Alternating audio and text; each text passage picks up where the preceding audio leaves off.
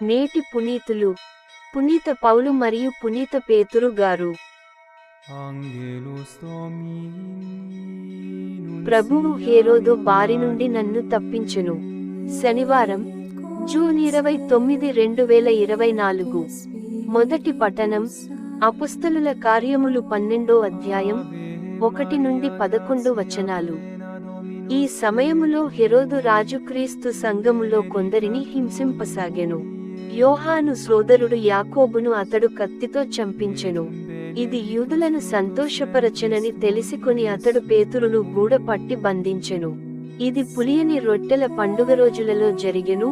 పేతురు బంధింపబడి చెరసాలలో పెట్టబడెను. జట్టుకు 4 చొప్పున 4 జట్ల సైనికులు అతనిని కాపలా కాయుచుండిరి. పాస్క పండుగ గడిచిన తరువాత హెరోదు అతనిని ప్రజల ఎదుటికి తీసుకుని రాదలచెను. అందువలన పేతురు చెరసాలలో ఉంచబడెను.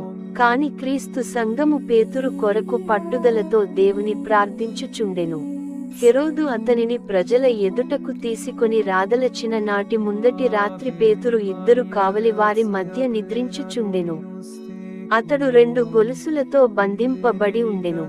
ఆ చెరసాల ముఖ ద్వారము వద్ద బంట్రౌతులు కాపలా కాయుచుండిరి. హఠాత్తుగా ప్రభువు దూత అక్కడ ప్రత్యక్షము కాగా, చెరసాల ఎందలి గదిలో ఒక వెలుగు ప్రకాశించెను. ఆ దేవదూత పేతురు ప్రక్కను తట్టి అతనిని మేల్కొలిపి, త్వరగా లెమ్ము అని పలికెను. వెంటనే అతని చేతి సంకెళ్ళు ఊడి క్రిందపడెను. అప్పుడు ఆ దూత అతనితో, నీవు నీ నడుము దట్టిని గట్టిగా బిగించి నీ చెప్పులు తొడుగుకొనుము అని చెప్పగా, పేతురు అట్లే చేసెను. మరల ఆ దూత, నీ పై వస్త్రమును కప్పుకొని నాతో రమ్ము అని పలుకగా, పేతురు దూత చెప్పినట్లు చేసి అతనిని అనుసరించి చెరసాల బయటకు వచ్చెను. దూత చేయుచున్న పని నిజమని తెలియక తాను ఒక దర్శనమును చూచుచున్నట్లు భావించెను. వారు మొదటి కాపలాను పిమ్మట 2వ కాపలాను దాటి నగరములోనికి పోవు ఇనుప ద్వారము వద్దకు వచ్చిరి.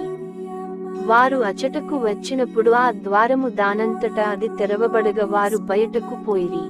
అట్లు వారు ఒక వీధిలో కొంతవరకు నడచిపోగా, ఆ దూత పేతురును విడిచి అదృశ్యుడయ్యెను.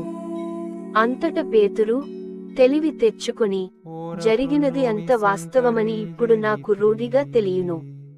ప్రభువు తన దూతను పంపి హేరోదు బారి నుండి, యూదా ప్రజలు నాకు తలపెట్టిన వానినన్నిటి నుండి నన్ను తప్పించనని తెలిసికొంటిని అనుకొనెను.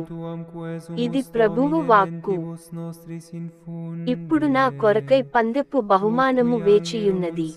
2వ పఠనం పునీత పౌలు గారు తిమోతికి వ్రాసిన 2వ లేఖ 4వ అధ్యాయం 6 నుండి 8 మరియు 17, 18 వచనాలు. నేను బలిగా అర్పింపబడవలసిన కాలము ఆసన్నమైనది. నేను వెడలిపోవు సమయము వచ్చినది. నేను మంచి పోరాటము పోరాడితిని. నా పరుగు పందెమును ముగించితిని. విశ్వాసమును నిలుపుకొంటిని. ఇప్పుడు నా కొరకై పందెపు బహుమానము వేచియున్నది. నీతి కిరీటమును నీతిగల న్యాయాధిపతి ప్రభువు ఆ రోజున నాకు ప్రసాదించును.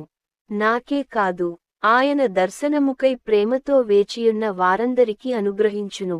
కాని సువార్త ప్రబోధము నా వలన సంపూర్తి ఎగుటకు, అన్యజనులందరూ దానిని వినగలుగుటకు ప్రభువు నాకు తోడు నిలిచి శక్తినొసగెను. కనుక సింహము నోటి నుండి నేను రక్షింపబడితిని. ప్రభువు అన్ని కీడుల నుండి కాపాడి నన్ను తన దివ్య సామ్రాజ్యములోనికి సురక్షితముగా చేర్చుకొనును. ఆయనకు సర్వదా మహిమ కలుగునుగాక. ఆమెన్. ఇది ప్రభువు వాక్కు.